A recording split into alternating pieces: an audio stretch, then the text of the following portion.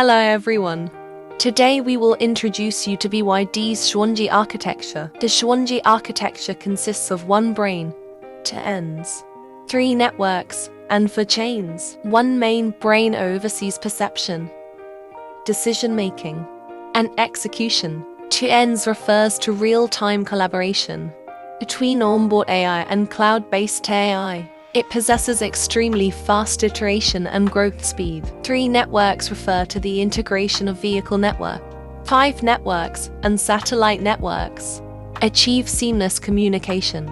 4 chains refer to the sensor chain, control chain, data chain, and mechanical chain. Achieve flexible perception, precise control, and coordinated execution. In other words, every detail of the vehicle is controlled by the main brain.